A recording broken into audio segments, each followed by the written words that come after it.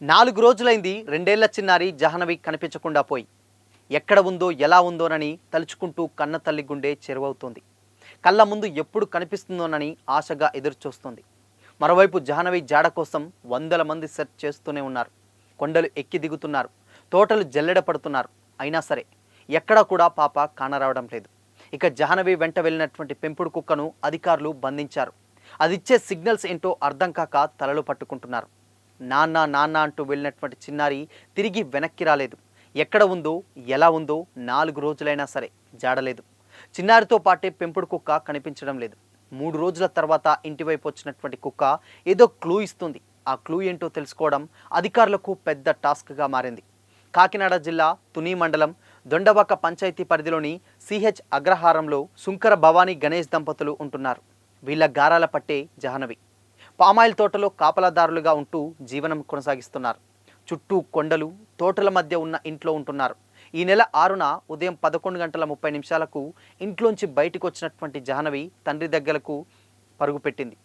Cut చేస్తే పాప దగ్గరకు రాలేదని తండ్రి చెప్పడంతో కుటుంబ సభ్యుల్లో ఆందోళన మొదలైంది. వెంటనే బంధువులు, గ్రామస్తులు చుట్టుపక్కల ప్రాంతాల్లో గాలింపు చర్యలు చేపట్టారు.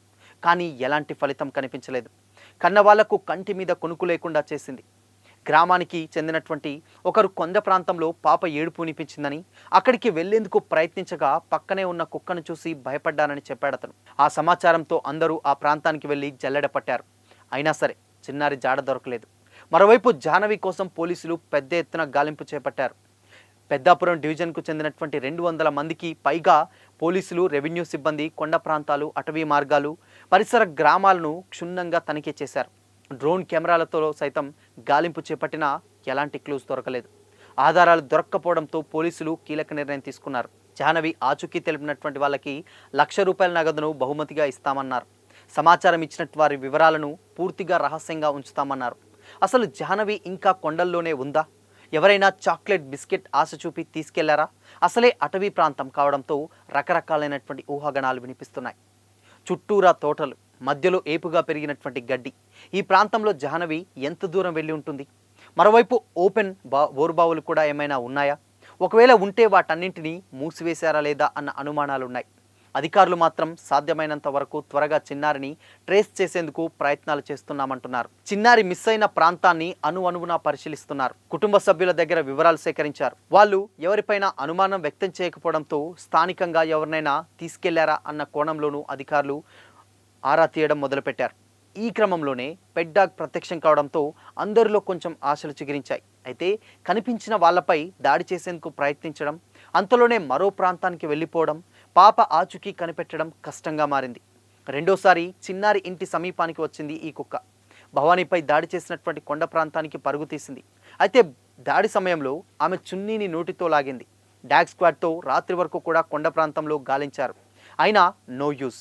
రెండోసారి అదృశ్యమైనటువంటి పెంపుడు కుక్కను డాగ్ క్యాచర్ బృందం పట్టుకొని తుని మున్సిపల్ కమిషనర్ వెంకట్రావు ఆధ్వర్యంలో శానిటరీ ఇన్స్పెక్టర్ సలీం పర్యవేక్షణలో జరిగినటువంటి ఆపరేషన్కు కుక్క చిక్కింది. అర్ధరాత్రి మరలా ఇంటి వద్దకు వచ్చినటువంటి కుక్కను సురక్షితంగా బంధించారు.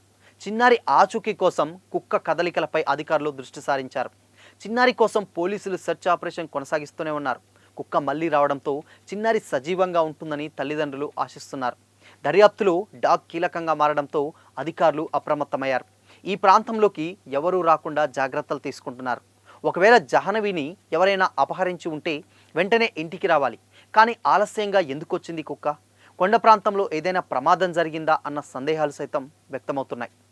ఆ చిన్నారితో పాటు అదృశ్యమైనటువంటి 3 రోజుల అనంతరం మంగళవారం ప్రత్యక్షమై మళ్లీ పరారైనటువంటి పెంపుడు కుక్క బుధవారం అర్ధరాత్రి ఎట్టకేలకు డాగ్ క్యాచర్ బృందానికి చిక్కింది. దీంతో కీలక ఆధారం లభించిందని పోలీసులు భావించారు.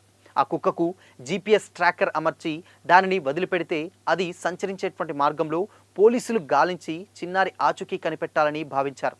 అయితే ట్రాకర్ అందుబాటులో లేకపోవడంతో గురువారం అది సాధ్యం కాలేదు. ఆ కుక్కను రోజంతా గణేష్ ఇంటి ముందర మామిడి చెట్టు వద్ద కట్టి పోలీసులు సంరక్షణలో ఉంచారు. అయితే కొంతసేపు ప్రశాంతంగా ఉంటున్నటువంటి ఆ కుక్క అప్పుడప్పుడు సమీపంలోని వ్యక్తులపై దాడికి యత్నిస్తుంది. పెద్దాపురం డీఎస్పీ తిలక్ వర్మ ఆధ్వర్యంలో సిఐలు, ఎస్ఐలు, యాంటీ నక్సల్ స్క్వాడ్, ఎన్టీఆర్ఎఫ్ అటవీ అధికారుల బృందాలు గాలింపు చర్యలు కొనసాగిస్తూనే ఉన్నాయి. అనుమానిత ప్రాంతాలపై నిఘా ఉంచి డ్రోన్ జల్లెడ పట్టారు. మొత్తంగా సీసీటీవీ ఫుటేజ్లు సేకరించి పరిశీలిస్తున్నారు. మరోవైపు గ్రామంలోని ఇంటింటా ఎన్యూమరేషన్ చేశారు. కొండ ప్రాంతంలో చిన్నారి లేకపోవచ్చని, కిడ్నాప్ లేదా గుర్తు తెలియని వ్యక్తులు ఎత్తుకుపోయి ఉండవచ్చనేటువంటి అనుమానాలు బలపడుతున్నాయి. జ్ఞానేశ్వరి 6 రోజులుగా ఎక్కడుందో, ఎలా ఉందో, ఏమైపోయిందోనని కుటుంబ సభ్యులు భయాందోళనకు గురవుతున్నారు. అదృశ్యం అవ్వడానికి ముందు చిన్నారి ఇంట్లో ఆడుకుంటున్నటువంటి వీడియోలు నెట్టింటా చక్కర్లు కొడుతున్నాయి. తన చెల్లెలు నిద్రిస్తున్నటువంటి ఊయలను ఊపుతూ అమ్మ పాలివ్వు అంటున్నటువంటి ముద్దు ముద్దు మాటలు చూసి పాప క్షేమంగా రావాలని చాలామంది ప్రార్థిస్తున్నారు.